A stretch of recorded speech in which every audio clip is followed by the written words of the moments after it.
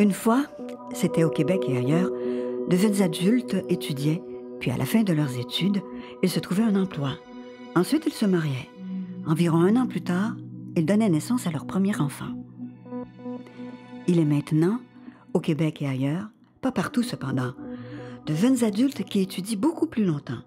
Ils travaillent en même temps qu'ils poursuivent leurs études, à temps partiel ou à temps plein. Et tout en train, ils ont leur premier enfant, parfois dans une région ou un pays éloigné. Migrer, étudier, travailler, devenir maman, que de transitions en rafale.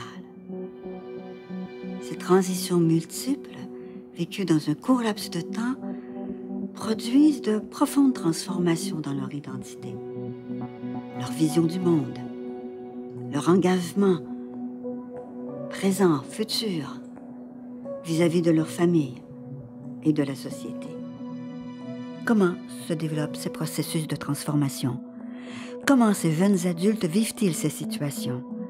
Quelles sont les influences de la mobilité et des relations interculturelles sur les manières dont sont ressenties et vécues ces transitions?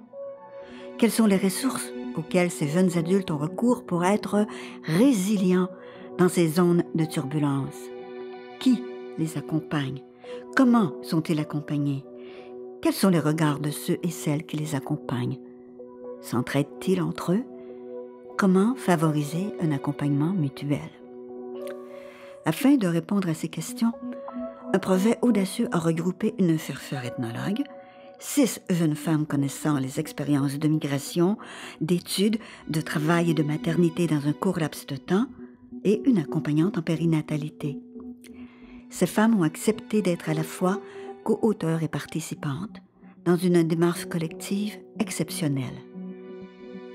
Il en est résulté un modèle innovant qui est à la fois un outil de recherche, un accompagnement mutuel, une coopération, une médiation culturelle et interculturelle. Il s'agit du modèle coopératif interculturel d'accompagnement mutuel. L'équipe s'est rencontrée aux 3 semaines pendant 7 mois, partageant différentes activités qui sont autant de médiation.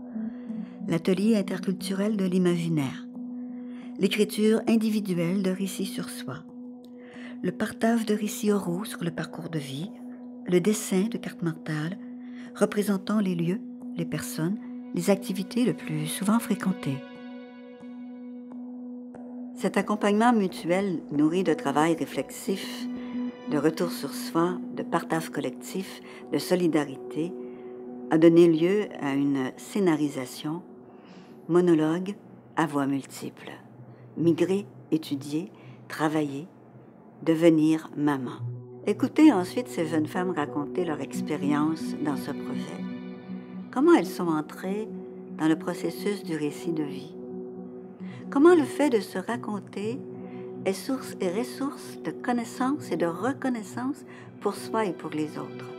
Enfin, des acteurs des organismes communautaires et gouvernementaux expriment leur regard sur la pertinence de ce modèle coopératif d'accompagnement mutuel et des utilisations qui peuvent en être faites dans leur domaine d'action respectif.